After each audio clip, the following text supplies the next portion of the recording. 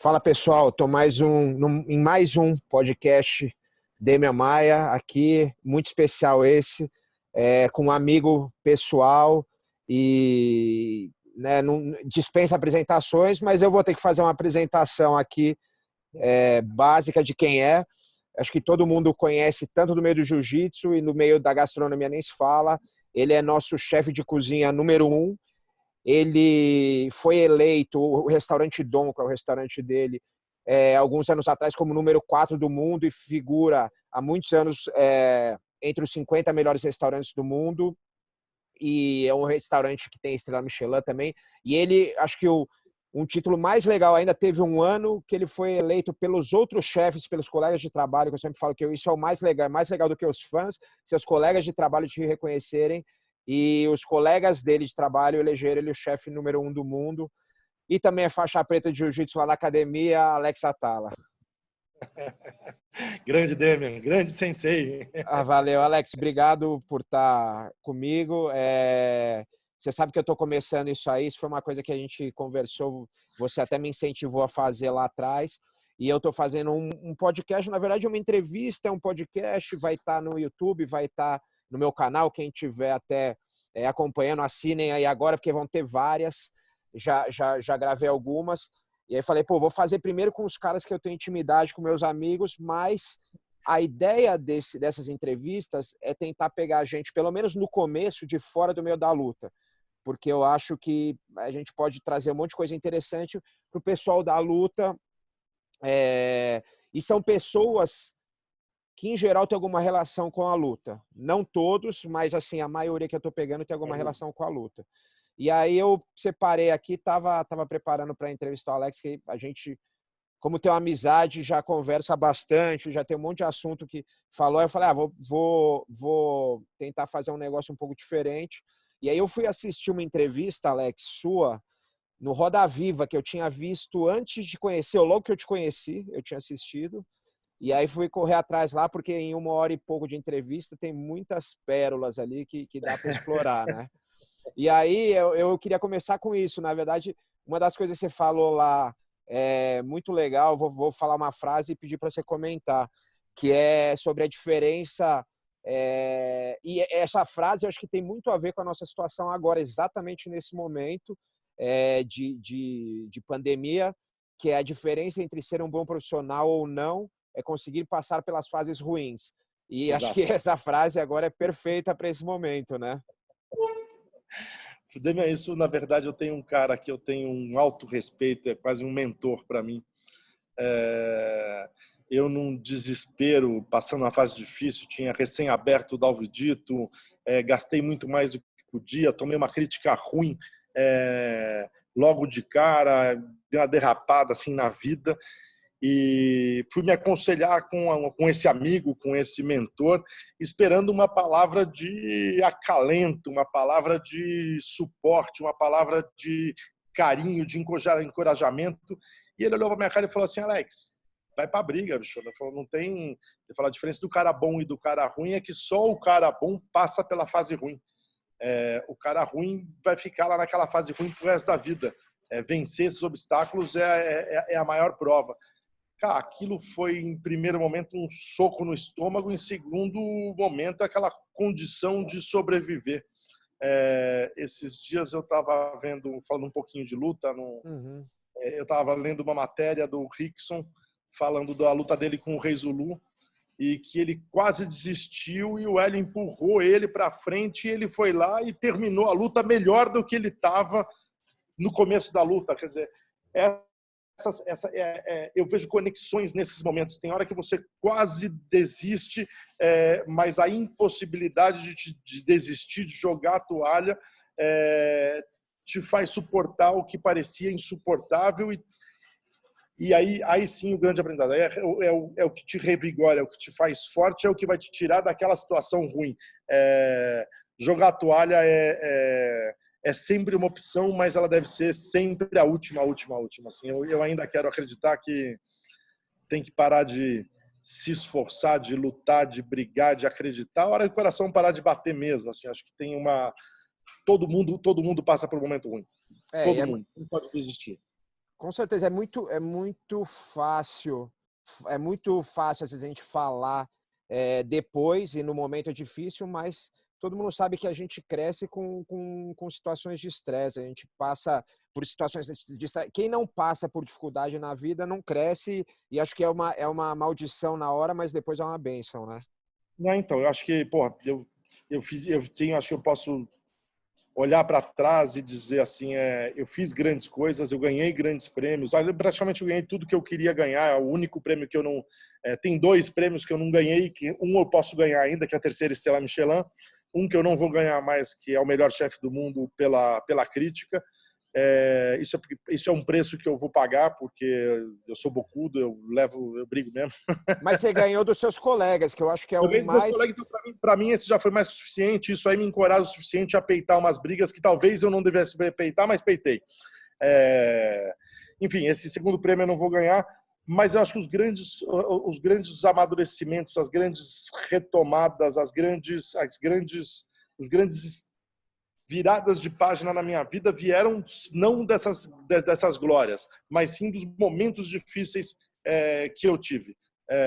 Neles nasceram eu ainda quero acreditar que eu falo isso muito na cozinha, que cozinheiro é forjado que nem faca, né?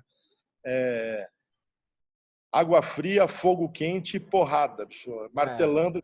Então assim, pô, eu quero acreditar que cozinheiros são forjados e que de alguma forma a vida forja a personalidade de um profissional também, e não é de diferente maneira, assim, é com pressão, é com desânimo, é com provação, é com desafio.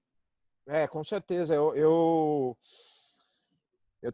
separei um monte de coisa aqui falando exatamente dessas semelhanças que tem não só com o jiu-jitsu, mas com a vida de atleta, né? Tem um monte de coisa que eu vou comentar aqui para falar com você.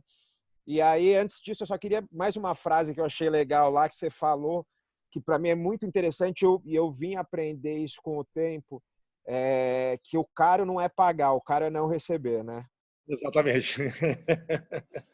Essa é uma história que eu vivi muito, muito vivo até hoje. As pessoas falam, por que eu vou naquele restaurante pagar tão caro e vou comer pouquinho? Uhum. Aí eu explico o que é um menu degustação. Então, vou te falar o seguinte, assim, primeira coisa é que ninguém é burro. Uhum. Se eu for a um restaurante italiano, pedir um prato de espaguete, me servirem um espaguetezinho, eu vou ficar muito puto. Uhum. Só vou ficar mais puto que isso se eu for a um sushi bar e me servirem um sushi desse tamanho. É verdade. Comida tem proporção. Você não vai matar a fome com um sushi, você vai matar uma fome com uma sequência de sushi. É mais ou menos isso que acontece num menu de degustação.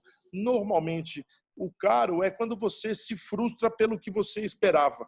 É uma relação muito efêmera do que é pagar e receber. Eu acho caro, muitas vezes, assistir um jogo de futebol e pedir um hot dog, porque ele já vem amassado, ele vem frio, o pão não vale nada, a salsicha menos ainda, se tem mostarda de ketchup é o da pior qualidade. Ele custa R$1, R$2, R$2,50. Mas aquilo é o fim do mundo. Pelo mesmo dinheiro, o cara podia fazer melhor. O cara que pagou o ingresso merece isso. Então, essa percepção de caro e barato, para mim, está muito relacionada com a expectativa. Quando você cobra por alguma coisa, a primeira coisa que você tem que ter é essa sensação de que o quanto você está entregando e o quanto você está cobrando pela entrega. Eu acho que na hora é muito fácil criticar os outros, é muito difícil olhar para dentro do seu trabalho e falar isto vale? Quanto vale isso? Eu acho que eu fiz muitas coisas na vida que eu poderia ter cobrado melhor também. Quero dizer que eu ter cobrado mais. Uhum. E uma coisa que eu vejo, assim, existe muito negócio da repetição que todo mundo fala, né? Então, sem pensamento crítico. Então, um dia eu até comentei isso com você, eu fui num restaurante que é um fast food, não chega a ser um fast food, mas é uma comida de rede. E, cara, você vai ver o que você gastou lá, é muito semelhante do que você gastaria no almoço no Dalvi Dito, com uma diferença que Dalvi Dito, né, para quem não sabe, esse é o restaurante que não serve... Não é... Oi? É o mais casual. Exatamente, o restaurante mais casual, que muita gente vai falar, não, mas é caro, e aí você vai num restaurante de rede, que os ingredientes não têm comparação, são ingredientes congelados que vêm de outro lugar, e o seu todos orgânicos, todos lá vindo do mesmo, de um produtor ali que tem um carinho para fazer aquilo. E o preço, assim, vamos dizer que 10% de diferença, só que pelas pessoas repetirem sempre a mesma coisa, as pessoas acabam acreditando, né? Então, é aquele negócio da mentira repetida várias vezes. Acho que tem duas histórias aí para pegar dessa sua colocação, dessa frase que você levantou. A primeira, Demian, é uma nova experiência propõe risco. Então, a pessoa, às vezes, acaba indo naquele restaurante que foi a vida inteira, seja ele de uma cadeia ou não de uma cadeia, porque, no final, aquilo é confortável para ela. Ela não toma risco ali, mesmo sabendo que em outro lugar pode proporcionar mais. Mas o medo acaba virando o conforto acaba sendo atrelado ao medo da frustração, né? A segunda coisa, eu acho que isso tem muito a ver com o que a gente vive e vai viver nos próximos meses, é o comércio local. Grandes empresas vão continuar existindo, sim, elas estão prontas e elas vão conseguir passar por essa pandemia. Graças a Deus, eu fico feliz por elas. Quem que não vai conseguir passar? O pequeno produtor, o pequeno comércio, aquele mercadinho perto da casa da gente. Este cara precisa da gente hoje. Ter essa consciência hoje, que a gente já vinha praticando, mas acho que a pandemia traz para a gente isso de uma forma mais clara, que é apoiar o pequeno, apoiar o local. O dinheiro que você vai comer numa rede internacional vai para uma rede internacional. Ao passo que, se você apoiar um pequeno restaurante do seu bairro, cara, você está fazendo um benefício gigante para, no mínimo, uma família ou as famílias que se empregam ali. Acho que tem uma história de consciência de consumo aí que a pandemia vai trazer muito clara para a gente. Está muito atrelada nesse conceito que você está falando de comer local, de acreditar no... Com certeza, consumo é escolha e é o maior voto que você tem, né? Que as pessoas não percebem isso, né? Que você muda as coisas de acordo com o que você escolhe consumir, né? Eu sempre falei isso, que a cozinha do futuro não é ensinar as pessoas a cozinharem.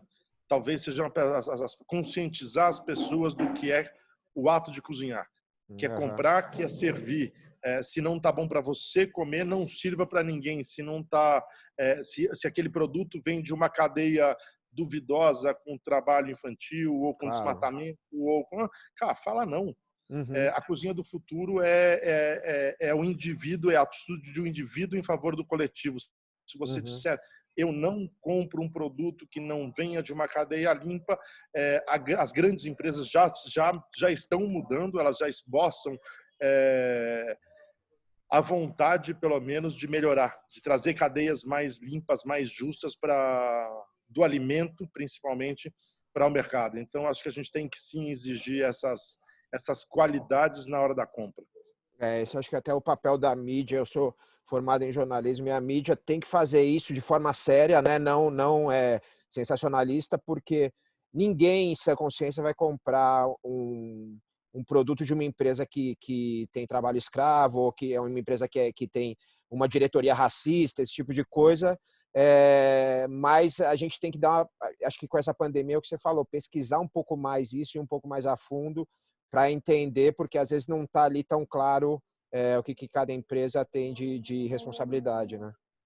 Ou como é produzido aquele ingrediente, né? Quanto desmatou, quanto de agrotóxico levou. Eu não sou exatamente contra o agrotóxico, não é exatamente isso. Acho que tem esses agrotóxicos vêm evoluindo, existe a possibilidade. Outro dia eu escutei uma história que é até um pouco duvidosa, mas eu gostei dela, que diz que em 20 anos não vai existir mais comida orgânica. Tudo vai ser orgânico, porque a pesquisa científica de defensivos agrícolas hoje caminha em direção do orgânico. O orgânico deve aparecer não por exclusão dele, mas por exclusão do público, né? Então, acho que é uma coisa que mostra o poder do consumo. Acho que a consciência do consumo e o poder do consumo está na mão de cada um de nós. É função da gente, sim, escolher. Entrando nessa questão do meio ambiente, né? Eu lembro que você foi muito criticado uma vez que você pegou e estava dando uma aula de cozinha e matou um pato ali na, Aham. no pub, lá na frente da galera, no palco, e o pessoal ficou horrorizado, como se ninguém comesse carne, ninguém fizesse isso. Eu conto uma história. Aliás, eu não contar, não. Eu vou fazer isso agora. Eu vou fazer uma coisa muito. Alex. Então, eu vou fazer nesse momento uma coisa pior do que matar uma galinha. O quê? Desculpem os mais sensíveis, desculpem os mais puristas de alguma forma. Eu vou contar para vocês o seguinte: que todas as galinhas que nós comemos na vida morreram. Nossa, é mesmo? Todas. É meio ilógico, quer dizer assim, porra, o homem se distanciou do alimento no seu momento primário, que é a vida. Uhum. Então, hoje as pessoas se assombram com ver uma galinha morrer, mas não se assombram de pegar um pacote de coxa de frango, de peito de frango, ou simplesmente numa lanchonete falar, eu quero um chicken mac, não sei das quantas. Cara, aquele bicho foi vivo. Assim como quando elas compram uma madeira. Uhum. Eu vou comprar uma mesa hoje de madeira maciça. Pô, que legal. De onde veio essa mesa? Você já imaginou que essa mesa foi uma árvore no meio da Amazônia, que os pássaros sentaram, que a onça talvez tenha afiado as unhas? Consciência de consumo é mandatória. É As verdade. pessoas vão se distanciando do ato de conhecer o produto antes de ele virar produto, de quando ele estava na natureza. Tem Uhum. uma outra história que eu adoro contar, que eu falo que a natureza é quase um shopping center. Tudo está lá. O problema é que você não compra com cartão de crédito, né? Uhum. O valor aceito pela natureza é conhecimento, e por isso é tão importante preservar esses conhecimentos tradicionais. E esses conhecimentos tradicionais não são só de quilombolas, de indígenas, de caboclos, é dos nossos avós. Talvez a cozinha do futuro esteja muito, principalmente depois da pandemia, esteja muito mais próxima da cozinha que as nossas avós faziam do que uma cozinha que nos anos 70, 80 se acreditava que a cozinha do futuro ia ser as pílulas de astronautas, né? Uhum. E você falou o negócio de matar, né? A comida é alguma coisa que você fala e que eu aprendi, envolve morte, porque não adianta você achar que você é vegetariano, porque monocultura e plantação também envolve, às vezes, mais morte do que a própria... Às vezes ela não envolve a morte, ela envolve a esterilização completa de um ecossistema. que implica em morte, né, também, né? É muito mais morte. A esterilização é a impossibilidade daquele bioma continuar se regenerando. A primeira virtude da natureza é se regenerar. Se Uhum. você pegar um terreno baldio aqui no meio de São Paulo, no centro de São Paulo, e deixar ele por 20 anos, nasce um bosque de novo. E as pessoas ceifam essa possibilidade, né, da natureza continuar existindo na sua forma primária. Acreditam que esses campos verdes sem fins, daquelas áreas agrícolas com um avião passando em cima e jogando agrotóxico, aquilo é lindo. Eu talvez entenda aquilo como necessário. Lindo não é. Ali é um deserto verde. Ali está desprovido de vida, seja na terra, seja na primeira camada. Quando você vai numa floresta, você tem várias camadas, né? Ali é um bioma feito só de uma camada, aquela de arbusto, arbustiva. Ali é um deserto. Nem, às vezes, até a abelha está faltando, né? Agentes polinizadores são fundamentais para a natureza, para a produção de alimentos. 60% do que nós comemos é fruto de polinização. Uhum. Essa ausência desses animais, desses insetos, podem causar um desastre ecológico muito maior do que a gente imagina. Sabe o que eu vejo aqui em São Paulo? A galera é muito distante desse mundo natural, que você é próximo, cresceu nisso, eu também, e a galera tem muita ignorância com relação a isso. Então, o cara vê o bicho ali morrer, ele sente como qualquer um sente. Ninguém é, né? Uma vez, você sabe que eu estava no Pantanal e eu tava numa fazenda, e tinha um fazendeiro lá que ele era fazendeiro, mas ele era peão também, ele fazia a lida toda, tal, junto com os peões. E eles tinham muitas cabeças de gado. E ele falou, a cada tantos meses elas vão para a abatedoura. Aí eu falei, tá, mas pô, você nem Para você é tranquilo isso, né? Porque, pô, eu vejo aqui, eu fico com dó, né, de ver. Ele falou, tranquilo nada, eu olho no olho deles todo dia, eu tô com eles todo dia, eu cuido deles todo dia, eu levo para pastar, eu trago de volta. Eu sinto muito quando eu tenho que mandar eles para batedouro. E o cara era um cara que, por exemplo, às vezes uma pessoa, e eu não tô falando, criticando, eu sou um cara mais de esquerda e vejo a galera, às vezes, de São Paulo, que teoricamente é mais intelectualizada, né, discriminando muito o agronegócio e o cara que é o cara que faz essa produção lá de fazenda no meio do Brasil. E o cara falou para mim, cara, eu sinto muito quando eu tenho que mandar isso para batedouro, mas o cara dá valor. Esse cara, com certeza, não é um cara que vai ir lá comer a carne que chegou pronta, que como muita gente pega, né, e não percebeu todo o processo que teve lá, e desperdiçar carne, comer um pouco e jogar fora o resto, porque não dá valor a isso. Esse cara dá valor, ele sabe que um bicho morreu, ele sabe que uma mata foi desmatada para ter aquele bicho lá.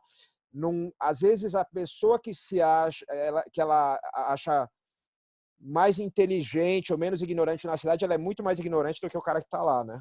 Exatamente. Ou pelo menos ignorante naquela perspectiva, naquela cultura. Não, com certeza.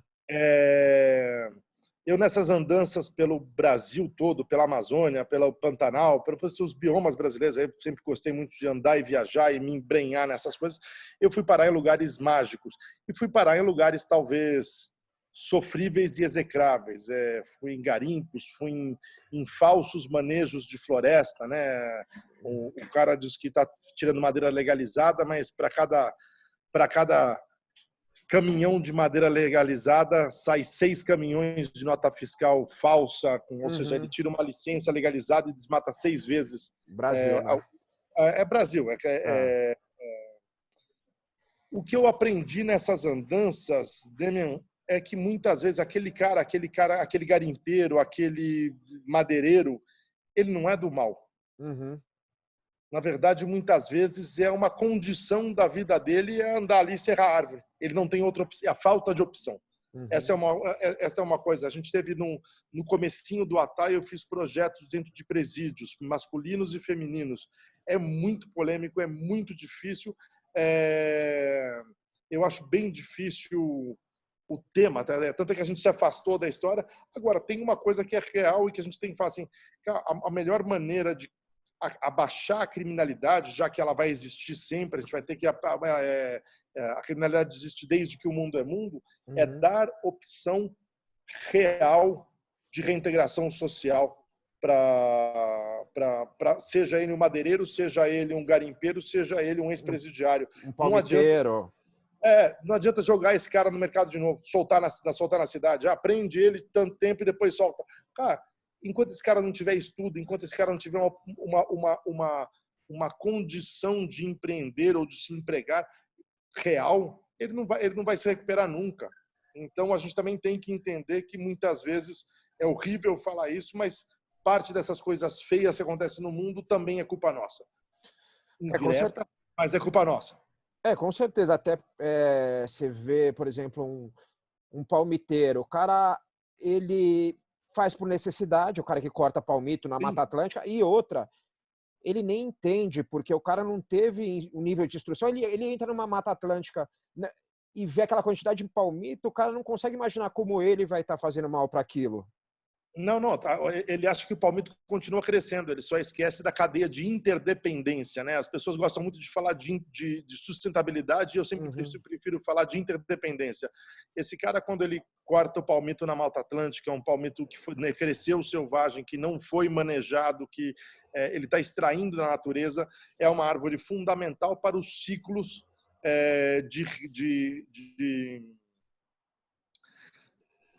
recuperação natural da Mata Atlântica, seja ele de flora, seja ele de fauna.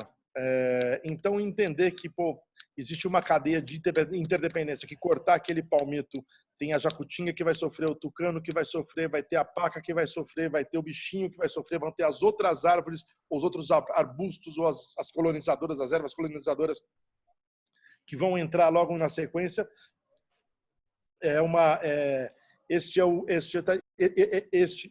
Isto é interdependência. Isso que as pessoas precisavam entender, que as nossas ações aqui na cidade agem diretamente lá na floresta, seja ela na Mata Atlântica, seja ela na Caatinga, seja ela no Cerrado, seja ela no meio ambiente, né? Hoje nós temos aí, eu li recentemente uma matéria de que várias algas estão morrendo por causa do aquecimento das águas marinhas. Uhum. Esse é um processo que a gente, se é verdade, eu não sei, eu li só, acredito, a gente não consegue parar mais. Esse é um prejuízo que a gente vai ter que arcar com ele. Atitude, esse aquecimento das águas marinhas costeiras, eles estão acontecendo não por atitudes que nós estamos tomando hoje, foram por atitudes que nós tomamos há 30 anos atrás. Ele já é irreversível, isso já é uma perda, que é a história do desenvolvimento do planeta, né? Perdas para a natureza. Se a gente olhar a história da alimentação nos últimos 50 anos, o que a gente vai ver são perdas, seja da saúde, seja dos recursos naturais, seja da biodiversidade. A gente tem que aprender a conviver com isso e equilibrar isso. Você sabe que você fala no negócio da importância do consumo, sabe que eu acho que mais falta para a galera é contato com, por exemplo, o cara fala, que nem eu falei, o cara tá aqui em São Paulo falando da Amazônia, tem que ser assim, assado. Falta para o cara, principalmente a classe média que tem essa condição, ir lá e ver como é lá dentro. Eu acho que quando a gente gosta de ir para o mato, gosta de pescar tal, e fazer trilha, e é muito diferente você estar lá dentro e sentir o negócio do que você vê de fora, como se fosse um zoológico, ou ver de longe. Você tem uma história engraçada aqui, que esse meu apego que eu tenho desde criança com a natureza é porque eu cresci indo para o mato. E eu morava ali perto de em Santana de Parnaíba, e tem muitas reservas ali. E eu levava os cachorros a andarem. Ninguém entrava nessas reservas, só eu com os cachorros. E a gente ficava passeando e tal. Aí um dia fizeram uma reserva, eu falei, nossa, que legal, reserva biológica, não sei o que, gigante. Cara, os caras cercaram tudo. Que, entendeu? É o oposto do que deveria ser. Na verdade, assim, eu entendo que eles querem cercar para proteger, mas não é esse o caminho. O caminho é você fazer a visitação para as pessoas entenderem e terem contato. Porque tem gente que nem sabe o que está lá dentro, não sabe nada. Você cerca, você protege aquilo, mas é uma visão muito rasa, parece para mim. Outro dia eu vi uma palestra de um cara que chama Leandro Silveira, do Instituto Onça Pintada, e ele falou alguma coisa que me marcou muito, Demian. Aliás, eu quero entrevistar, eu sou fã dele também. Pô, ele é demais. Ele falou uma coisa engraçada, ele falou assim, pô, tem fazendeiro que tem problema com fauna, ou com excesso de queixada que ataca a lavoura dele, ou com a onça que vem comer o gado dele, e esse cara acaba sendo demonizado porque, de alguma forma, ou ele expulsa ou ele mata.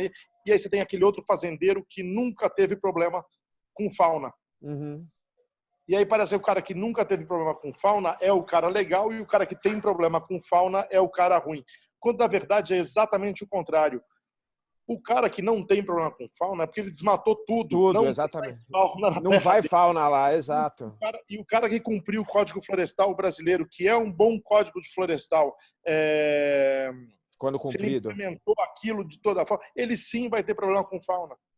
Claro. Então, a gente precisa entender um pouco esse distanciamento do homem da natureza, induz a gente a visões errôneas, como, por exemplo, essa que eu citei. É um exemplo, não é uma realidade, é um exemplo, mas é muito inteligente. Acho que o Leandro foi muito perspicaz em conseguir traduzir isso em palavras, e eu assimilei isso como ainda não um fato que aconteceu, mas como uma verdade possível de acontecer, passível de acontecer nos dias de hoje, né?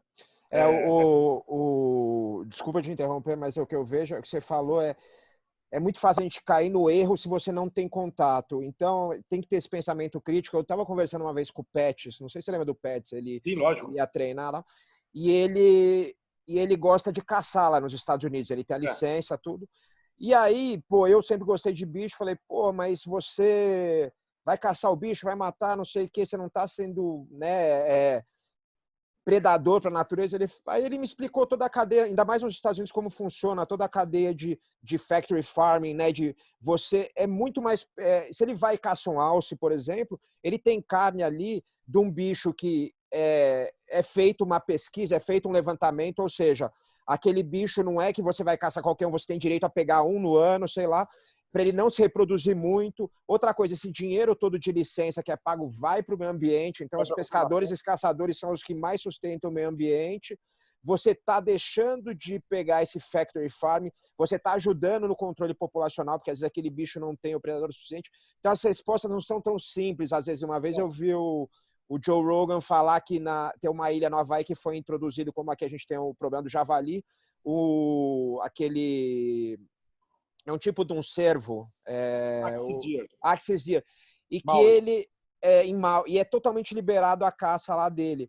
E aí você fala, pô, mas coitado, você vai matar o bicho. Ele falou, cara, os bichos comem lá tudo que tem. O que acontece? Nesse processo, acaba secando todas as nascentes, acaba gerando erosão e acaba morrendo não só os outros bichos, como eles mesmos, os filhotes, de fome.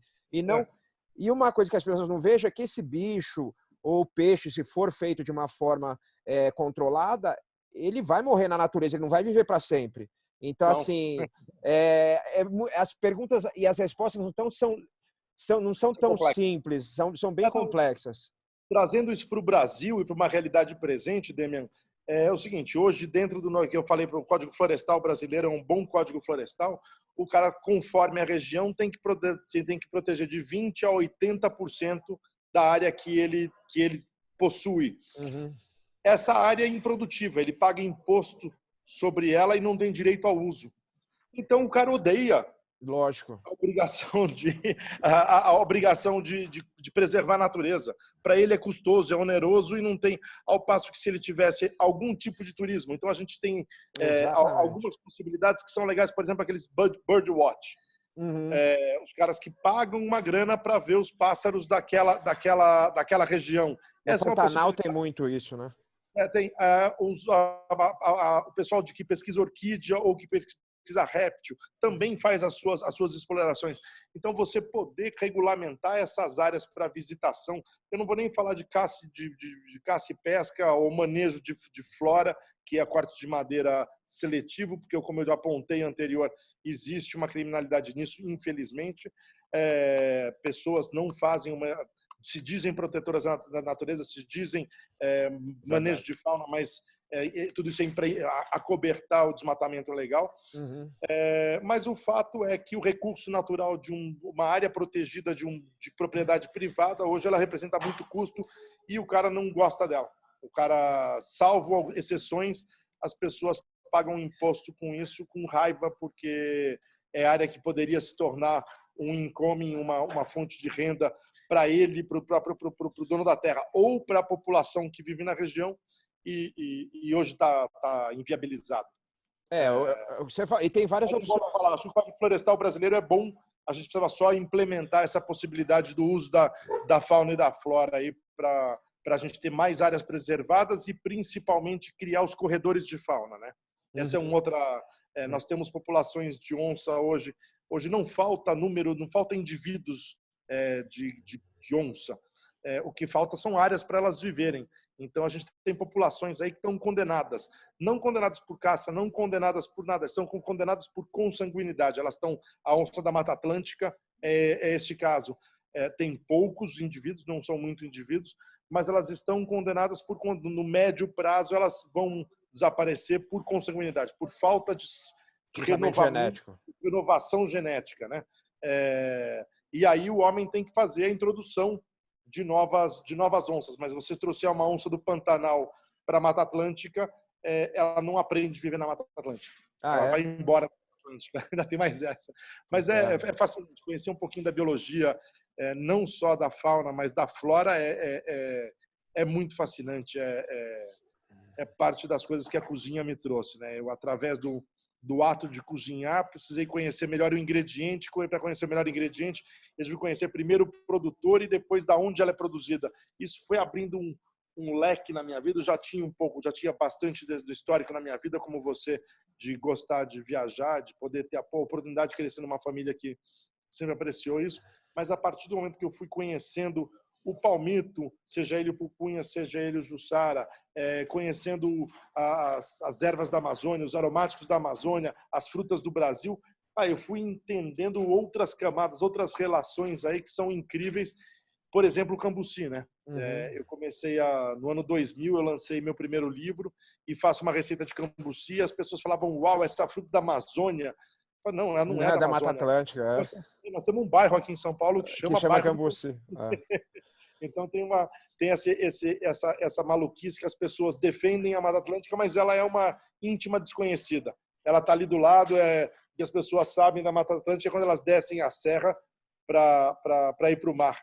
E é isso que elas sabem e conhecem da Mata Atlântica. De longe, né? Porque você vê na serra ali do carro. Na verdade, assim, É uma distância fria, quase como ver no computador. eu acho, cara, tinha que ter, não precisa nem chegar na Amazônia, a gente aqui tinha que ter trilhas e acessos a toda essa Mata Atlântica. A gente tem esse parque estadual, que é o maior parque estadual de Mata Atlântica do Brasil, aqui em São Paulo, essa região, porque não tem, eu tenho uma visão mais radical. Eu acho que a floresta vai ser derrubada enquanto ela não for.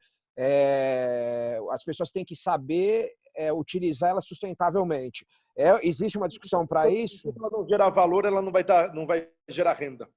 Exatamente. Então, por exemplo, se o cara tem uma fazenda, mas ele tem possibilidade de fazer um manejo de flora, uma reserva que possa ter uma pesca controlada, uma caça controlada, bird watching, a pessoa ir lá ver bicho, a pessoa fazer trilha ecológica, ele vai querer preservar aquilo porque aquilo gera dinheiro para ele. Se você falar, não, isso tem que cercar e não pode mexer, o cara vai derrubar e vai ser muito ruim. Não, vai derrubar e vai botar boi em cima. Vai botar outra coisa em cima. Infelizmente, os caminhos... O homem prefere atalho aos caminhos, né? O homem moderno prefere... Tem uma história muito bacana que eu vivi junto com os índios lá no São Gabriel das Cachoeiras. Ali é uma região muito complexa. A gente fala de 20... É um dos projetos do ATA. Aliás, 2 projetos do ATA estão lá. É uma área com 23 etnias indígenas, 21 idiomas indígenas vivos funcionando ali. Então, o manejo dessa biodiversidade in situ, da biodiversidade cultural dos povos tradicionais brasileiros, ela já é gigantesca. Mas eu aprendi uma história ali do seguinte, com pimenta e com mandioca. A mãe dá para a filha um ramo eles chamam de maniva, que são pedaços do tronco da mandioca, que ela ganhou da avó, que ela guarda da família. E muitas vezes aquela mandioca não é boa, mas ela tem a obrigação de continuar plantando. Por quê? Porque dentro da cultura, principalmente da cultura baniwa, aquela mandioca que não é a melhor mandioca, vai ser a mandioca que vai salvar todo mundo se um dia chover demais ou chover de menos. É a variedade mais resistente. Então, eles têm um manejo dessa biodiversidade intrínseco à cultura que é fundamental, que é linda. Na nossa cultura, a gente quer plantar a mandioca que cresce mais rápido, que fica mais branquinha, mais bonita, que produz mais. Eles não. Eles continuam sendo guardiões daquelas variedades de mandioca ancestrais. E isso é um manejo de biodiversidade in situ, no local de origem. Atitudes como essa, nós deveríamos aprender. Nós deveríamos implementar. Estou falando de uma coisa mais simples do mundo, eu não estou falando de floresta, eu estou falando do cultivo, do ato de cultivar. As pessoas acham difícil cozinhar, acham mais difícil ainda plantar, e esquecem que numa casa comum, num apartamento, você consegue produzir as suas ervinhas, sim. Você consegue produzir o seu tomate para você comer 2, 3, 4, 5 vezes por ano. Vasos de plantas alimentícias são super adaptáveis a várias situações, inclusive um apartamento. É engraçado que nesses últimos anos, principalmente na Califórnia, a gente viu a explosão das pessoas plantarem hemp, maconha. E aí as pessoas aprenderam e discutem e tem fóruns de discussão de plantar hemp dentro do armário com uso artificial. Por que elas não usam isso para alimento? Com certeza. Por que as pessoas não aprenderam a usar essa mesma tecnologia, essa mesma vontade para produzir alimento? Porque não tem necessidade. Vai ali no mercado e compra. Porque não tem necessidade e não tem valor. A verdade é que não entende o valor. Demian, tem uma coisa que eu venho dando, eu todo ano monto uma aula do ano passado, o ano passado e ano retrasado, eu usei bastante essa argumentação que é de valor. Né? A gente gosta de dinheiro. A primeira medida de valor para a gente é dinheiro. A gente gosta tanto de dinheiro que a gente não joga uma moeda fora. Uhum. Você vai viajar para a Indonésia, volta com aquelas moedinhas que não valem nada, mas você não joga fora. É verdade. Eu tenho um Você não monte aqui. joga dinheiro fora, sabe? É. Parece que te arranca o coração. Se você joga dinheiro fora, normalmente é numa fonte para pedir para ganhar mais dinheiro. Essa é a nossa relação com o dinheiro. Por que a gente joga comida fora? Se muitas vezes aquilo que a gente está jogando fora custa muito mais caro do que aquela moeda que a gente não joga fora. Costuma a vida, Valor. muitas vezes, né? Ou Exatamente. várias Então, vidas. várias vidas. Então, acho que tem essa relação de valor do alimento e de valor do dinheiro. Eu acredito que essa pandemia deve dar trazer ela, pelo menos, para a conversa de novo, trazer para a reflexão. Eu acho que esse é um dos pontos bacanas, sofridos. A gente vai aprender muita coisa na dor, mas acho que a pandemia vai trazer um pouquinho isso para a gente. Ressignificar o alimento e o tempo do trabalho. Você acha que uma solução para a produção em grande escala é a gente ressignificar esse negócio de monocultura e criação extensiva e talvez fazer alguma coisa? Eu não sei como é o nome hoje em dia, mas eu lembro quando era moleque chamava consorciado, né? Consorciamento, que é misturar. Não sei se usa esse nome ainda, ou se é antigo. É possível, mas eu acho que tem uma coisa que precede tudo isso.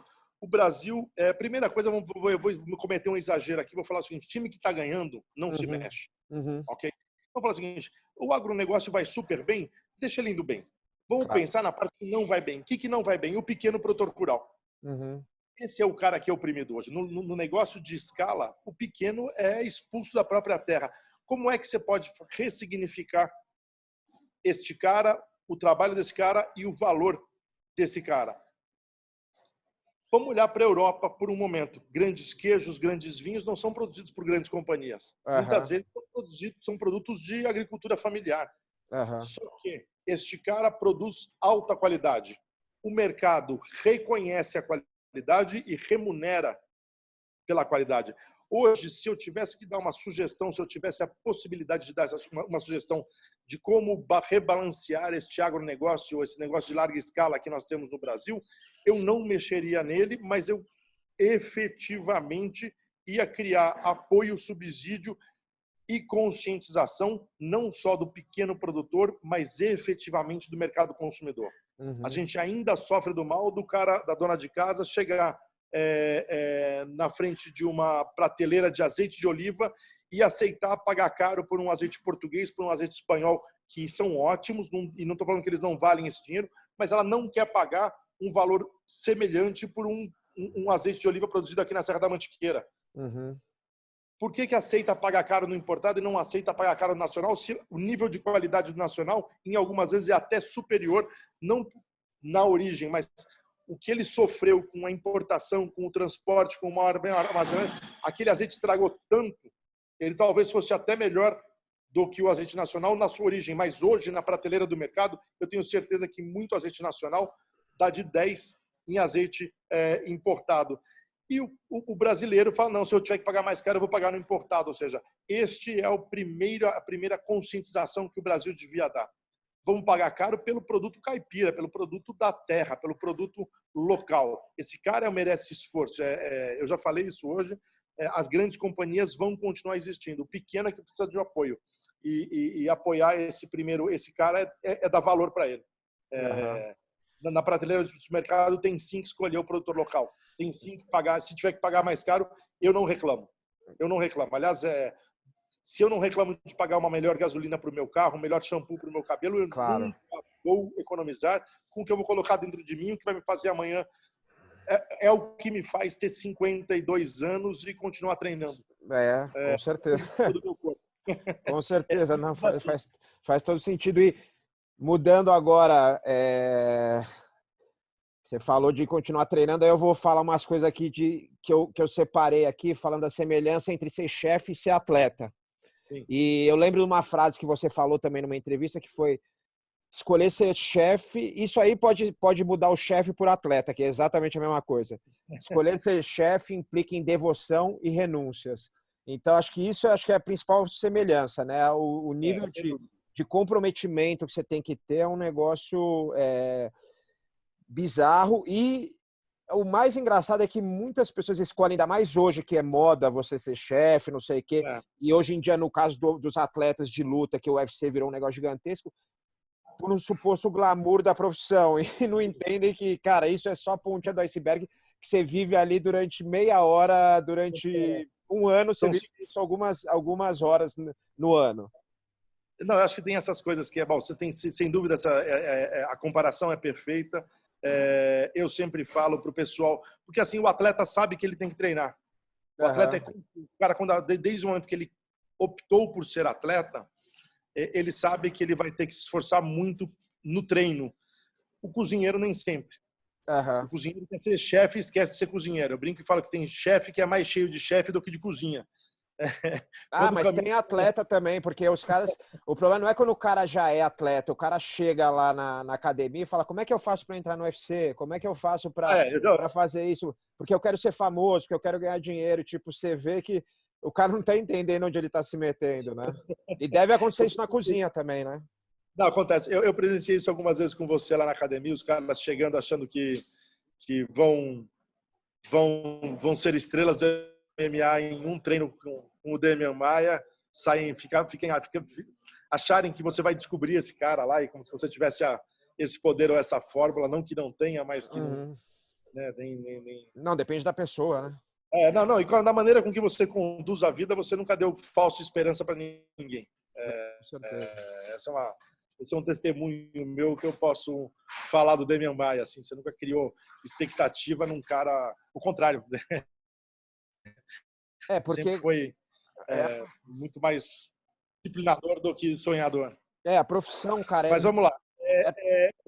Voltando a falar dos pontos comuns aí, a coisa do treinar todo dia e fazer renúncias, né? Você não dá para você ser um profissional de alta performance, seja na cozinha, seja no esporte, indo para balada, não dormindo, sendo displicente com a sua atividade primeira, com o seu primeiro compromisso. A partir do momento que você resolve, sim, ser um profissional, seja ele da cozinha, seja ele do MMA ou de qualquer outra versão de alta performance, renúncia. Isso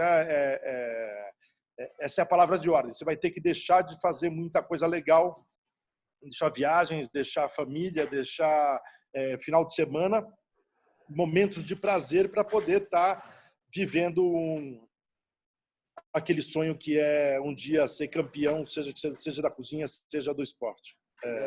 A renúncia é presente, sim, na vida do profissional de alta performance. Não tem. Como também deve ser na fase da carreira. Eu às vezes fico pensando em apresentador de televisão. Quantos anos será que o Faustão não tem um domingo? Com certeza. Exato. Não, com certeza, não é qualquer profissão de alta performance. Uma vez você me contou uma história, aliás, eu ouvi essa história num lugar e perguntei para você conhecia, que as pessoas não têm ideia do nível de pressão do alto rendimento em qualquer profissão. E lógico que tem a ver com depressão, outras coisas, mas tem a história de um chefe acho que você me contou, não sei se é da França Trabalhei ou da com Itália.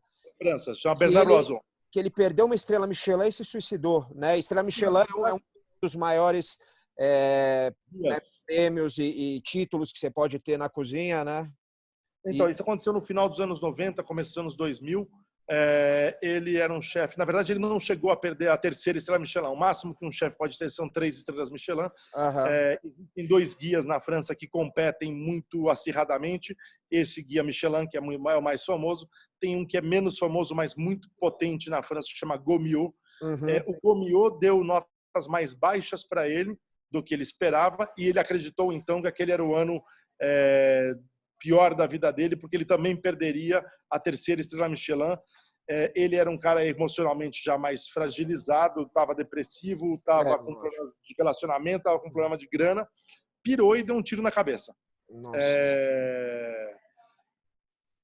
É um exagero, eu acho que é uma atitude que não é, enfim, tirar a vida de nada e de ninguém é correto, mas isso reflete o nível de pressão que se vive. Aconteceu com mais outros 2 chefes depois dele de se matarem por conta disso. Chefes devolverem as estrelas Michelin.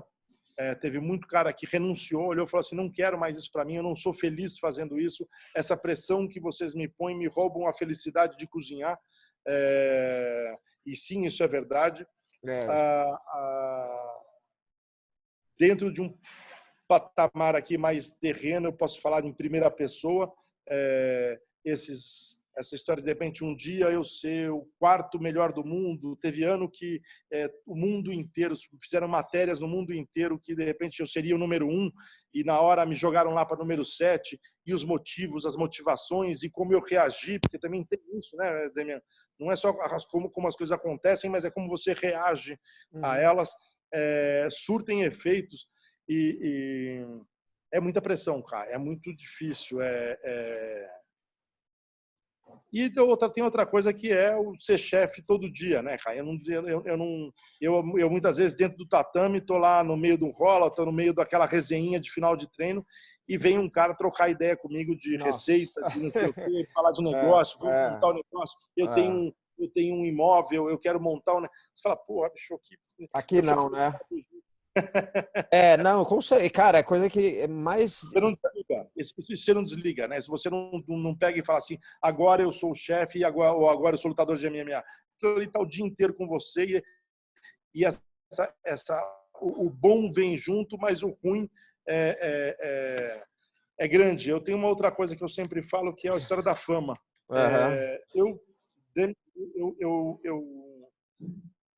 Eu não queria ser famoso, eu não entrei na minha profissão para ser famoso, mas eu nunca vou deixar de dizer o seguinte, que cada chance que eu tive, eu agarrei com 100% da minha energia. Durante muitos anos, as pessoas falavam assim, puxa, não te enche o saco ser famoso? As pessoas pedindo autógrafo, eu falava, não, cara, para mim eu acho legal, eu batalhei por isso. Lógico, reconhecimento. Eu queria muito ser um profissional reconhecido por ser bom profissional. Num determinado momento da minha vida, eu deixo de ser reconhecido só como um bom cozinheiro e passo a ganhar um status de celebridade ou semi-celebridade, eu não sei como é que fala essas porra. E aí eu começo a ver que as pessoas começam a te amar ou te odiar sem nem saber com quem você é. Então, junto com a fama vem um ônus. Vem um ônus muito ruim, que é o cara te amar ou te odiar sem te conhecer. Sem saber o que você fez na vida, sem saber o que você faz da vida. Pela sua maneira de falar, pela maneira com que você expressa ou que você aparenta, o cara cria amor e ódio a você. Às vezes até por discordar de uma ideia que você falou ali, que é normal, você não precisa concordar com tudo que a pessoa faz. Não é nem a ideia, às vezes é a frase tirada do contexto. Também. O maior problema da mídia hoje em dia não é exatamente a ideia de cada um. É a frase que busca clique. Exatamente. Você sabe que você falou o negócio do... Desculpa te interromper, desse negócio do cara chegar no tatame, tanto que eu evito ao máximo falar com você que não está no tatame disso, de cozinha. E eu tenho uns amigos meus, você até conhece, que fazem um som aqui em casa de vez em quando.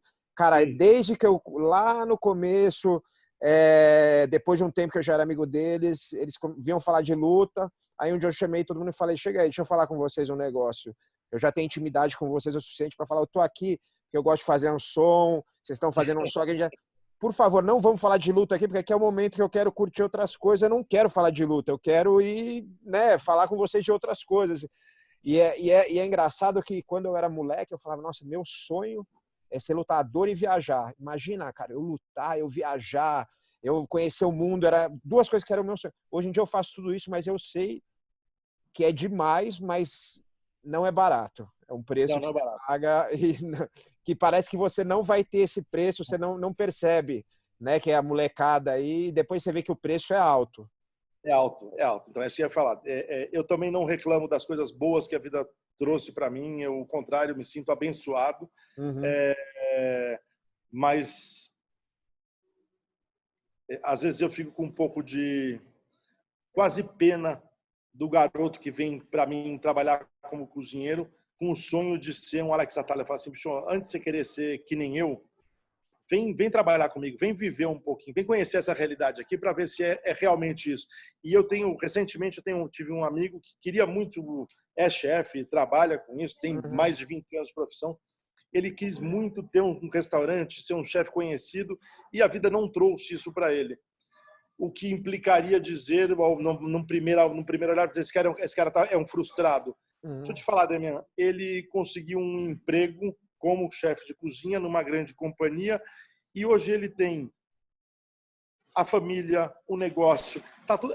Ele fala assim, Alex, eu não sei porque eu demorei tanto para ir buscar o que eu queria, que eu não queria aquilo lá que vocês fizeram. Eu não quero essa vida de vocês, eu só não tinha isso consciente. Existem vários caminhos, né? Esse amigo hoje feliz, cara, é sem preço. Eu vi ele tantas vezes infeliz porque ele sonhava um sonho que não era o dele.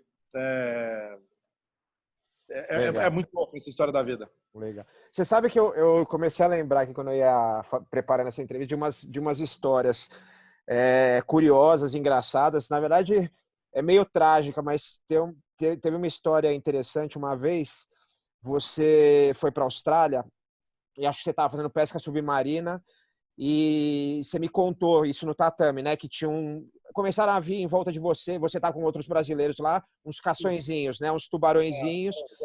E aí um brasileiro chegou para você, acho que eu vou sair, tava um clima meio escuro, tal. Acho que você falou, pô, acho que o cara tá meio com medo porque tem esses tubarões em volta da gente. Você continuou lá.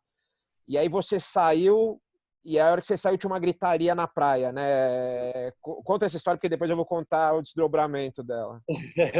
Eu uma vez estava na Austrália, num lugar em Western Australia, Margaret River, tem um pico de surf muito famoso lá que chama The Box. Acontece o WCT, já aconteceu lá várias vezes. Eu estava mergulhando do lado do The Box. Eu tinha ido uns 2 dias antes, peguei umas lagostas, tinha uma brasileirada comigo, tinha pirado, eu fiz as lagostas, a gente comeu, foi incrível. Eles falaram, pô, volta. Eu falei, volta aqui 2 dias. Voltei depois de 2 dias, o mar estava agitado, um dia nublado, baleia pra cacete na água. Baleia? Baleia pra cacete, muita baleia. Eu entrei na água, comecei a ver um monte de cação, mas eu mergulho há muitos anos, uma coisa que não me assustou ali, não estava... Mas a garota ficou assustada, resolveu sair d'água, me pedindo para sair fora. Eu falei, não vou sair daqui sem pelo menos 2 lagostas. Peguei uma e comecei atrás da segunda, achei a segunda, começo a falar, agora eu vou sair, vou lá para a praia. Chego na praia, tá todo mundo gritando, socorro, não sei o quê. Neste pico, que chama The Box, aconteceu um acidente de um ataque de tubarão. O cara que morreu chama Chris Boddington, tem até na internet a história. Eu nadei até lá, como eu estava com roupa de mergulho, com nadadeira, o mar estava muito grande nesse dia, o mar estava bem storm, assim. Eu fui, ajudei a tirar esse cara d'água, foi uma das piores coisas que eu vivi na vida, porque é foda. Na hora você age por instinto. Eu lembro, você me contou essa história. Que eu nunca vou esquecer do que é ver um cara morto sem pingar sangue, o sangue já tinha todo ido embora, a inconsequência de entrar no mar com um tubarão, com um cara recém-atacado. Eu nem pensei nisso, eu nem medi assim, me joguei na água e fui lá. Foi uma coisa muito esquisita, eu demorei uns 4 dias para voltar a dormir, enfim, foi uma experiência aí. Você sabe, e aí vem uma história minha, que eu acho que eu já até te contei, que não foi trágica, mas foi curiosa, no mínimo, que eu fui dar uns seminários na Flórida, em Naples, que é o lado, né, do Golfo do México ali, e estava contando essa história. Eu estava com mais 2 casais de amigos e estavam as mulheres fora d'água e meus 2 amigos dentro d'água e as crianças brincando ali na beira. E aí eu comecei a contar essa história para mulher de um amigo meu, para as 2 mulheres, né, do tubarão que você estava na água e tal. E aí, daqui a pouco, a mulher de um amigo meu, que chama Renata, até igual a minha esposa também, olhou lá dentro e falou, acho que eu vi alguma barbatana ali dentro da água. Aí eu falei, claramente ela tá impressionada com a história, né? E não tem nada. E aí eu falei assim, não, imagina, não tem nada. Ela falou, será? E ela ficou olhando e falou, não, acho que eu vi de novo. Aí eu falei, não. Ela falou, eu acho que eu vi sim. Aí daqui a pouco eu olho, cara, passando a 10 metros dos meus amigos, uma barbatana para fora d'água. Aí eu falei, caramba, é mesmo. Aí eu falei, será que é um golfinho? Eu vi, daqui a pouco saiu de novo. Só que o golfinho, geralmente, ele faz aquele movimento. Exatamente, faz o salto assim, e o bicho saía e vinha com uma barbatana preta meio mole, assim, eu falava, meu Deus, tem um tubarão perto dos caras. Aí eu saí correndo, e eu contando essa sua história. Falei, sai da água, sai da... E até então, a mulher desse amigo meu começou a gritar desesperada pra ele sair, e ele achou que ela tava brincando. E era, eu falei, é o plot perfeito do filme de terror, né? Acha que tá brincando, porque antes elas tinham brincado, falado de tubarão. E aí, a hora que ele falou que viu eu chegar na água e entrar na água, que ele falou, pô, deve ser sério o negócio. E aí ele saiu da água e a gente viu depois o bicho passar um monte de vez, cara. Então, o que você falou da história do filme Tubarão, o filme Tubarão demonizou demais o peixe, né? Eu, há anos atrás, fui para a África do Sul e acabei indo visitar o aquário de Cape Town. Uhum. E ali tem tem programa, um dos programas turísticos ali é mergulhar com os tubarões brancos. E nesse aquário era sensacional, porque em todo canto aparecia a primeira cena do filme Tubarão, das crianças correndo na água, as pessoas gritando, não sei o quê, e aí de repente aparecia no meio da cena assim um ferro de passar roupa caindo na água e falava assim: mais pessoas morreram este ano com um acidente com ferro elétrico do que atacadas por tubarão. E assim eles vão, você vai andando e as mensagens vão se repetindo assim. As pessoas hoje criaram um pavor, né? Ou um pavor de um bicho que não ataca, que não é tão agressivo assim, é uma outra espécie, em uma outra circunstância que pode acontecer, mas não são todos tubarões. Aí tem tubarão que nem ataca e as pessoas acham que ataca. E a outra coisa que a gente tem essa história maluca da pesca pelas barbatanas, aí as pessoas aí completamente do outro lado, né? Muito passionais com o tubarão, ou com ódio, ou com amor desmedido, sem conhecer o que é a realidade do bicho, se aquele bicho tem muito, tem pouco, se ele ataca, se ele não ataca, aonde ele ataca, em que circunstâncias aconteceriam isso, né? É a falta do pensamento crítico, a pessoa reage emocionalmente. Então, ou ela tem medo, desesperado, ou ela vê aquela pesca que é um absurdo, que eles faziam de cortar a barbatana do tubarão e soltar ele vivo, e ela não percebe que o tubarão é um peixe. Então, assim, ela come o peixe que o outro que pesca, mas se pescar um tubarão e comer, ela não vai comer porque ela relaciona com aquela outra pesca que não tem nada a ver, é outra coisa, né?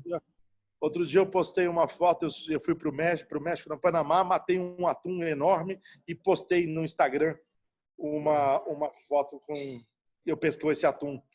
E aí uma figura da sociedade brasileira falou: ai, Alex, você matando peixe, eu prefiro quando você posta a foto das suas comidas. Me deu uma xoxada lá. O fascinante é que na mesma semana, 3 dias depois, eu vou a um sushi bar e ela estava comendo atum. Você fala, porra, bicho, eu não vou falar o nome dela por delicadeza, mas é isso, cara. Neguinho vai na internet, te xoxa por conta disso e esquece que ele vai lá e come o mesmo peixe no é impressionante. Na mesma semana. Não é que ela fez isso há 3 meses atrás e agora ela mudou. Não. 3 dias depois eu encontro a praga na Gaiama comendo sushi de atum. E, Alex, deixa eu te perguntar uma coisa agora. Isso é uma curiosidade minha. Eu vi tem uma coisa legal que acontece na cozinha, e às vezes eu fico pensando como transportar ela para o meio do jiu-jitsu de uma forma sustentável, que tem um intercâmbio muito grande entre as cozinhas. Então, por exemplo, você tem sempre uma galera estagiando na sua cozinha, e tem brasileiros que vão estagiar, como você mesmo foi no passado, em outras cozinhas. Eu fico imaginando como é que eu poderia aplicar isso um dia, né, numa academia de jiu-jitsu. Eu posso trazer gente, como seria a sustentabilidade de pagar essa pessoa, qual que é o interesse para a pessoa, para mim, para a pessoa, lógico, ela vai estar aprendendo, mas às vezes eu fico viajando nisso. E como que essa coisa funciona mesmo? Vou falar um pouquinho como acontece na cozinha, não sei se o quanto pode ser replicável, mas vamos lá.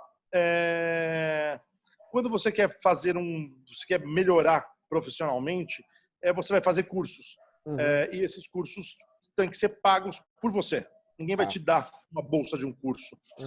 Na cozinha, a gente não cobra um estágio. Entendi. Okay? Mas eu também não remunero. Não remunera. Aí fica sustentável para os dois, né? Exatamente. Você cria uma relação mais fair para os dois lados. De aprendizagem. Às vezes tem uma polêmica, porque tem um garoto que estudou lá e fez a escola, e a escola diz para ele que ele já saiu da escola chefe. Uhum. E ele acredita.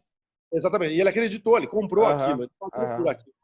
E aí ele acha que ele tem que entrar num restaurante que nem o meu e já tem que entrar ganhando salário. Uhum. E aí eu tenho que trazer o menino para a realidade. A primeira é que ele não é um profissional. Lógico. Ele é uma pessoa capacitada a entrar no mercado. Agora, depois de uma experiência que nem essa, talvez ele esteja mais apto a ter as suas primeiras experiências. Óbvio, eu estou falando quando esse estagiário é bom, a gente contrata ele. 95% da minha equipe de cozinha é ex-estagiário. Quase 70% da equipe total é gente que estagiou comigo. Uhum. Então, é alto o índice de aproveitamento desses caras, lógico. Mas aí tem aquele cara que acha que fez a faculdade, acha que está pronto, e ele acha que eu abuso dele, e eu tenho que lembrar ele do seguinte, que quando ele põe num currículo dele o meu nome ou o estágio no meu restaurante, e ele põe no currículo dele a faculdade caríssima que ele pagou no mês a mês, e ele manda esse currículo para fora do Brasil, o que vale meu mais aval vale muito mais do que os milhões que ele pagou para a faculdade. E aí tem gente que entende, lógico, e tem aquele cara que prefere acreditar que ele já tudo sabe na vida e é inerente do ser humano. A gente não vai mudar ninguém, mas faz parte. E bom, invariavelmente esse cara vai longe. O mais louco da história, eu nem brigo, porque assim, esse é aquele cara que não vai longe na profissão. Esse é aquele cara que está fadado ao insucesso, à frustração. Com certeza. Não, e você me deu já uma luz aqui, que é uma coisa que eu tenho vontade de fazer e vou fazer no futuro. Eu vou bolar um jeito disso funcionar no jiu-jitsu também. Acho que dá certo. Então, deixa eu te contar uma história. Como é que nasceu isso na cozinha tradicional, tá? Os estágios de cozinha nasceram principalmente na França. Na França tinha os chefes que fizeram a Nouvelle Cuisine, que fizeram uma revitalização da cozinha francesa nos anos 70, 80. Vou mudar um pouquinho aqui para cá só por causa da luz. Desculpa, pode falar. Vários desses chefes eram amigos, vários desses chefes eram maçons, pertenciam à maçonaria, então eles tinham uma fraternidade. Entendi. E através dessa fraternidade, da maçonaria, eles criaram uma coisa que chamava compagnonnage, que eram os Compagnons de France, que eles falam, que eram aqueles chefes maçons amigos e que faziam coisas. E eles entenderam que cada um deles tinha uma força. Então, entre essa compagnonnage, eles criaram essa coisa de ficar trocando funcionários. O funcionário de um cozinheiro vinha ficar 3 meses comigo e o meu ia para o outro. E então, assim, uma geração anterior à minha de cozinheiros viveu muito esse primeiro estágio que você não fazia escola e ia fazer estágio. Você tinha um elemento de confiança da brigada de um chefe e este chefe te indicava para ir para a cozinha de outro chefe. E assim você virava um compagnon de France. Essa é a história. Realmente deu certo e acabou com os anos sendo aberto para estudantes de gastronomia e depois amantes de gastronomia, porque para você ser um estagiário de cozinha não é obrigatório você ter escola. Eu conheço bons profissionais aliás, muitos bons profissionais que não fizeram escola de cozinha, fizeram estágio ou foram autodidatas e hoje têm grande respeito. Então, não existe mais essa necessidade, porém, para falar para vocês, o que eu acho o seguinte, seria incrível se vocês, senseis ou líderes de time, de academia, às vezes fizessem com os seus professores. Não, é a ideia que eu estou tendo mesmo. Da sua academia, que já recebem o salário de você, vai ficar 10 meses trabalhando na Allianz ou na Atos ou numa outra companhia para aprender aquele método e trazer benefício ou renovação para o time de Maia e do Maia levar renovação para os outros times. Muito legal. Eu tenho a sorte de ter amigos em todas essas equipes. Acho que é uma coisa que eu vou implementar sim em breve. Pô, obrigado Acho muito legal. Se as pessoas, se os outros líderes de equipe tiverem aberto a isso, eu acho que quem ganha é a comunidade do jiu-jitsu, que cada vez mais vem se demonstrando, vem se modernizando, vem praticando. Hoje ser creonte não é feio. Não, e vai ter que se unir cada vez mais, ainda mais com esses problemas de agora. Ô Alex, outra história curiosa que eu tenho aqui, que eu lembro que você contou uma vez, foi a história do cheiro de churrasco na Índia, que você estava na Índia e você sentiu um cheiro de churrasco e falou, nossa, e na Índia, né, uma cultura vegetariana muito forte, né? E aí você sentiu um cheiro de churrasco, né? Na verdade, eu conto essa história, não aconteceu comigo, eu conto ela mais para ilustrar. Aham. Que é o seguinte, o homem passa, isso é uma visão do Levi-Strauss, um grande antropólogo, Sei que ele fala que o homem passa de ser natural a ser cultural a partir do momento que ele aprende a cozinhar. Aham. Que ele pega um pedaço de carne e expõe ao fogo. O fogo vai tostar a carne, vai dar aquele dourado, e aquele cheiro é maravilhoso. E os animais selvagens, quando sentem aquele cheiro, vêm para perto.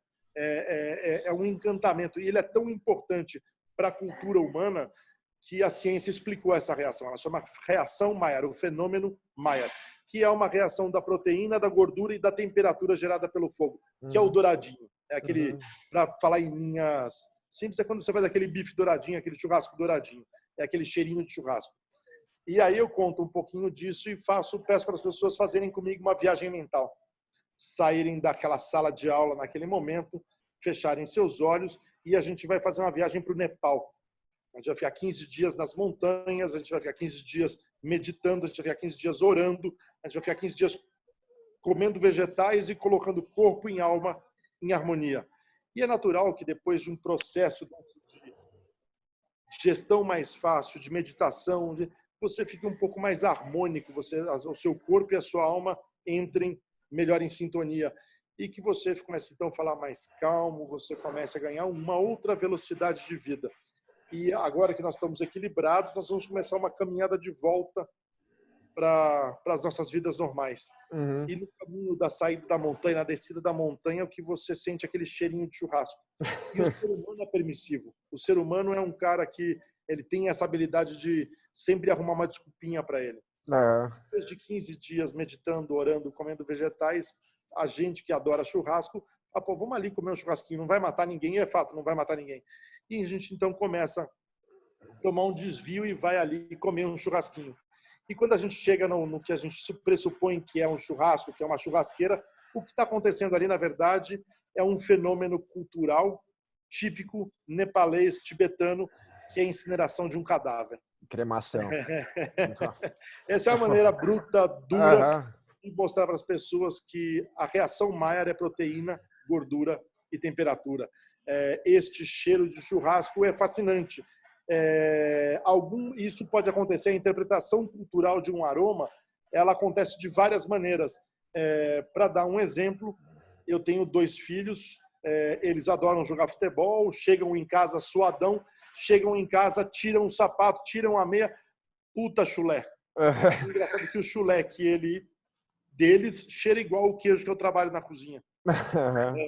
O mesmo sabor, o mesmo aroma pode te levar da vontade de comer ao nojo, à ojeriza, conforme a sua informação cultural ou da fonte que ele venha. Não, e é tudo composição química, né, Alex? Composição química, isso aí. Eu vi uma vez, às vezes, quando as pessoas falam, eu não quero essa carne, eu quero essa. Outro dia eu comprei aqui carne para fazer no churrasco de búfalo. Aí a minha esposa falou, não, essa eu não quero. Fala, é tudo carbono. 90 e não sei quantos % de tudo é carbono, de tudo que é carne. Então não faz diferença nenhuma se é carne de rato ou carne de boi. Na verdade, assim, é totalmente cultural, né?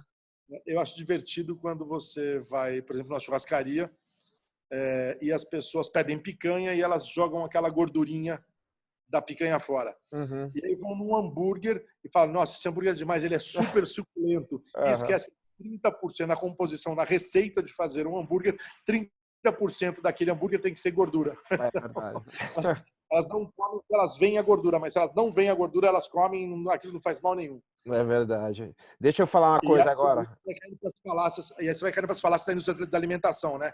Aquele chá que promete emagrecer, que na verdade o que ele te faz é uma diarreia. É.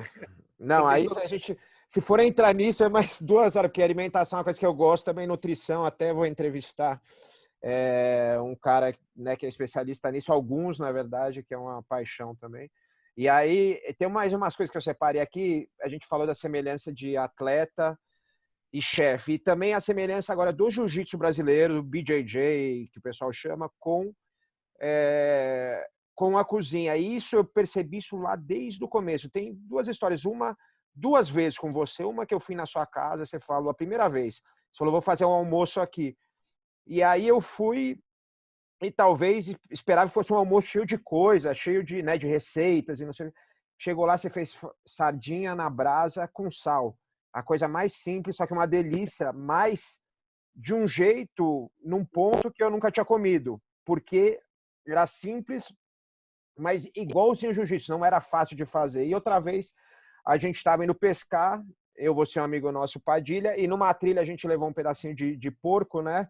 E você achou uma panela ali, a gente achou uma panela ali que ficava numa casinha abandonada, botou uns pedaços de pau e você fez aquilo lá com um tomate, uma cebola, e ficou delicioso, com uma panela toda amassada, velha, no meio do mato. E aí eu falei, cara, é igualzinho o jiu-jitsu, é simples, mas não é fácil. Não precisa ter um monte de coisa, você precisa saber a hora de pôr no fogo, a hora de tirar, a hora de mexer, a hora de não mexer. A temperatura, são todas coisas pequenas que a prática te dá, mas que é muito difícil, apesar de muito simples, né? Eu sempre falo para as pessoas que ser simples é o maior desafio de um chefe, porque o simples não esconde erro. O simples não aceita o fundamento da cozinha, no final, se aplica no jiu-jitsu, se aplica em tantas outras coisas na vida. O difícil não é fazer o que ninguém faz. O difícil é fazer o que todo mundo faz melhor. Exato. O Fábio falava isso para mim lá atrás. Uma vez eu fui dar aula para um faixa preta, eu era roxa. Falou, Fábio, o que eu faço? Perguntei para ele. Cara, o cara é faixa preta, eu sou roxa. Ele falou, você vai ensinar para o cara a coisa mais simples que existe, uma fuga de quadril, uma chave de braço aguado, mas você vai ensinar os detalhes que ele não sabe. Você vai ensinar de um jeito que ele vai olhar e falar, caramba, eu treino há tantos anos e eu não sabia disso. Aí você vai impressionar. Porque mostrar aquele birimbolo maluco é fácil, é só olhar na internet e fazer. Agora, mostrar uma coisa que todo mundo faz... O Roger finalizava a faixa preta com o estrangulamento da montada. Como é que você faz isso? Isso que é o detalhe, esse que é o pulo do gato, né? E acho que na cozinha é igual, no jiu-jitsu é igual. Você buscar o prazer de aprender, que isso eu vejo, eu tenho muito isso, e você tem muito isso, tanto que você virou faixa preta de jiu-jitsu, e é uma das coisas que eu acho que faz toda a diferença, você ter esse prazer por aprender também, né? Eu acho que a busca pela superação, pelo aprendizado, eu sempre brinco, eu falo muito isso, falei várias vezes na vida, assim, eu não treino jiu-jitsu para ser bom, eu treino jiu-jitsu para não ser ruim. É verdade, tudo na minha vida era para mim ser um mau lutador de jiu-jitsu. A probabilidade de eu ser bom era nenhuma. Então eu não tenho que ter, eu não vou chegar no impossível, eu vou chegar no possível, que é o não ser ruim. Eu vou usar minha força e principalmente a minha técnica como meu aliado para me tirar do medíocre e me levar para o mediano. Quase a mesma coisa, mas uma é pejorativa, a outra não. Eu tenho conceito, eu treino, você sabe disso, eu treino onde eu vou treinar. Eu tive a sorte, tenho a sorte de treinar com grandes feras do mundo. Eu muitas vezes não estava nem preparado para treinar com caras do nível que eu tive a chance de treinar, mas esses caras tiveram a generosidade de descer de nível para me ensinar. Eu acho que isso foi muito, muito foda na minha vida. Um puta aprendizado. E isso também te faz, na hora de cozinheiro, se colocar na mesma situação. Muitas vezes, intuitivamente, a gente faz isso. Essa história que você falou de eu cozinhando, a gente achou numa casinha abandonada uma panela e eu cozinhei ali, eu só queria comer. Mas ali foi uma lição de, de, de, de você perceber que alto rendimento em qualquer profissão na vida ter os mesmos princípios. É impressionante essa lição que eu tive esse dia, que eu achava que o jiu-jitsu era assim, entendeu? Mas eu não sabia que outras coisas também eram assim. Não, teve no começo, quando eu comecei a treinar com vocês, o primeiro professor foi o Rafael Domingos, o Rafinha. O Rafinha tem aquele jiu-jitsu espetacular de pula, gira, faz coisas que a gente nem espera. E eu queria ser daquele jeito, até eu entender logo no começo que aquele jiu-jitsu não era o meu. Aquela era a habilidade dele. E aí começar a trazer isso, então que é a mesma coisa que a cozinha também, não é que você fala isso, que exato, o cara não tem que querer ser você. Você é você porque você pegou aquela técnica francesa. Você até me contou a história do Jacão uma vez, né, que ele te falou que você fazia comida francesa, né?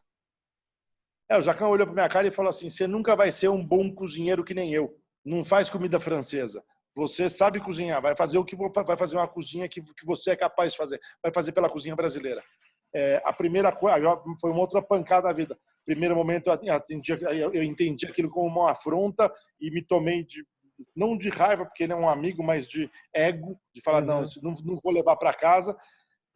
E obviamente, no primeiro momento eu quis fazer cozinha francesa melhor que ele, e até o dia que eu entendi, falei assim, cara, eu nunca vou fazer tão bem que nem ele, mas ele nunca vai fazer cozinha brasileira melhor que eu, cara. E nunca. E se eu falo para ele hoje que a gente é bom amigo, graças a Deus, esses dias a gente até se emocionou um com o outro, mandando mensagem. Ele é gente boa, né? É incrível aprender com esses amigos e conseguir transformar isso num fortalecimento da amizade ainda. Isso foi uma história muito bacana. É demais. Ô, Alex, duas coisinhas mais que eu queria falar. Uma é, cara, que eu tô perguntando para os outros entrevistados também. A gente está numa época aí diferente, muito diferente, né? Que acho que a gente nunca passou, talvez a humanidade passou por isso a última vez há mais de 100 anos atrás, em 1918, com a gripe espanhola. O que você acha que vai ser o futuro para a sua profissão? Eu pergunto isso porque a minha também é uma profissão semelhante, que exige contato, esse tipo de coisa. Um futuro não tão distante assim.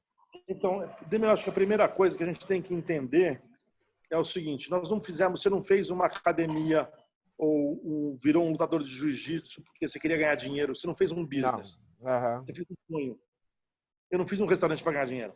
Eu fiz um restaurante porque eu tenho um sonho. Esse talvez seja o primeiro segredo: manter essa chama viva, manter usando uma frase do jiu-jitsu, manter a cabeça de faixa branca. Aprender todo dia.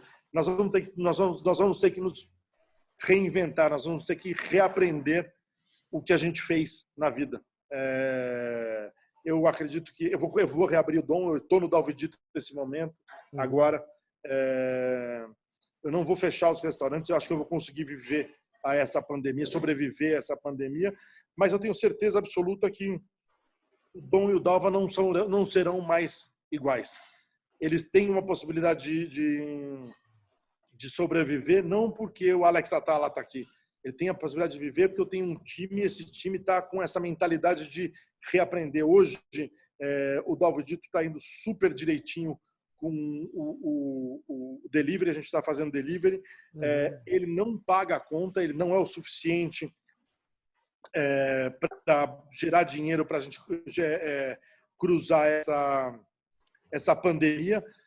Nós vamos perder dinheiro com isso, mas a gente está aprendendo a fazer uma nova comida, a gente está aprendendo a se adequar, a gente está aprendendo uma nova comunicação entre a equipe. Eu estou vendo essa garotada hoje com a faca nos dentes, gerando um resultado maior do que a gente esperava. Então, assim, essa pandemia vai judiar muito da gente, mas ela vai trazer novos valores e aprendizados aí para a gente muito forte. Eu acho que a gente vai sofrer um bocado, os restaurantes não vão fechar, mas eles nunca mais vão ser o mesmo. Eles nunca mais vão ser aquele Dalva não existe mais. Talvez serão melhores, né? de alguma forma serão melhores. Acho que a gente vai ser, já eram valores que eu praticava, que é a história da compra local, mas agora eu vou alguns conceitos que a gente já praticava, eu vou levar ao extremo, e é fruto desse momento de hoje, de estar aqui dentro da equipe, dentro da cozinha, olhando como as coisas estão acontecendo, olhando um ingrediente, falando assim, cara, mas nem a gordura eu vou jogar fora. Tudo isso aqui vai virar comida deliciosa. E não é pelo fato de virar dinheiro, é pelo fato de virar delicioso, se comprometer a não jogar nada fora, a É sustentável. Usar isso para se colocar à prova, se desafiar. A equipe está dando um show nesse ponto. Estou muito feliz com isso. Que bom. A minha também, não tem do que reclamar, tem uma excelente equipe, eles estão dando show. Alex, agora a última coisa, porque a gente já está aqui um tempão. Cara, é uma besteira. Eu viajo bastante como você, e nos últimos anos, né, quando eu comecei a viajar lá para 2003, muito, eu ia num lugar, às vezes eu queria ir procurar um lugar para comer, eu ia, procurava e entrava em qualquer lugar. E isso foi muito legal. Eu lembro uma vez eu em Praga, depois de dar um seminário lá com a Renata, a gente achou um lugar que descia, na Estônia também, tá? Um lugar que descia, uma tabernazinha assim, cara, um lugar demais de comer. Esse também da República Tcheca foi demais, que eu pedi um negócio tão bom e era barato, mas veio tanto que esse negócio viajou comigo, depois eu embrulhei, né? Ele viajou comigo para Berlim, de Berlim para a Suécia. Foi um pedaço de pernil ali que passou por 3 países. Eu lembro até que a gente ficou num lugar em Berlim, não tinha geladeira no hotel, que era tipo num hostel, assim, e a gente punha ele apoiado fora da janela, porque estava inverno e aí congelava, né? E fomos levando, aproveitamos tudo, e o osso ainda do cachorro do meu amigo na Suécia comeu em Estocolmo. Mas aí, de uns anos para cá, eu tenho viajado, e lógico, hoje em dia com mais possibilidades também, de ir em restaurantes legais, eu uso muito o aplicativo. E um dia eu comecei a pensar nisso. Eu falei, cara, o aplicativo é legal, mas ele me limita muito, né? E aí eu lembro que agora, essas últimas vezes que eu fui treinar em Nova York, às vezes eu queria comer de fim de semana um negócio mais diferente. Eu falei, não, eu não vou abrir aplicativo, eu vou sair andando e vou tentar achar um lugar e vou correr o risco de quebrar a cara ou não. O que você acha desse... A tecnologia é muito boa, mas a gente pode... Vale a pena sair flanando, sair procurando? Vale a pena usar o aplicativo? E deixa eu te falar, Demian, um acerto valem 10 erros nesse caso, né? Uhum. Eu sou um fanático por sair na rua buscando lugar. Eu tenho várias histórias de ir parar no meio da favela para comer um mocotó que me falaram que era bom, parar num trailer porque eu ouvi falar que o pastel é empadinha. Cara, eu adoro essa história de garimpar pelo mundo, mais ainda. Eu super recomendo que as pessoas se arrisquem e façam. E entendam que é isso. A proporção talvez seja de 10 para 1. 10 erros para 1 acerto. Agora, um acerto valeu os 10 erros. É tão ou mais. É muito gratificante essa coisa de você, de repente, entrar na padaria e comer um sanduíche e o sanduíche ser foda. É verdade. Eu também acho. Por isso que eu comecei a fazer isso de novo. E muito, muito legal que eu queria assim, contar para vocês, principalmente para quem não é da alimentação, da gastronomia. Você fala assim, porra, o que é a alta cozinha? A alta cozinha nada mais é que colocar um ingrediente ou uma receita no seu melhor momento. Uhum. Por que é que então você vai... Você fala assim, pô, pastel em São Paulo tem várias bancas de pastel aí em vários lugares, inclusive nas feiras. Aí tem tal feira que tem uma banca e você vai naquele dia comer naquela banca. Por que aquele pastel que custa o mesmo preço que o outro, né, é melhor que isso? Porque provavelmente o cara levanta de manhã cedo, ele faz todo o processo do pastel perfeito. Isso é alta gastronomia. Isso não tem, ela não tem a ver com o preço do ingrediente. Ela tem a ver com fazer todo o procedimento colocar uma receita ou um ingrediente no seu melhor momento. É um bom serviço, né? Exatamente. E você vai achar, eu às vezes fico puto da vida, tem uma história que as pessoas falam de comida de boteco como baixa gastronomia. Uhum. E esquecem que ícones da alta gastronomia vieram de boteco. Talvez não do Brasil, até do Brasil, uhum. Mas na França eu posso dar aí um monte de exemplo de comida de rua, de comida barata que virou hit em restaurante caro no mundo. o ato de você se surpreender com um ingrediente ou com uma receita num boteco, andando na rua, é muito gratificante, porque aquilo é um prenúncio de alta gastronomia, de alto prazer. A surpresa, né? A surpresa é muito boa, né? É melhor, às vezes, do que já ir esperando, né? Porra, não tem. É muito mais fácil quando a expectativa é alta, é fácil você sair frustrado. Verdade. Pô, Alex, pô, obrigado, não tenho o que falar, cara. A gente ficou, acho que 1h30 falando. E tem mais horas para falar, porque tem um monte de coisa que eu anotei aqui que a gente não falou. Então, uma hora a gente faz de novo. Vamos marcar, vai bom. Obrigado. Valeu. Valeu, obrigado, Damião. Obrigado.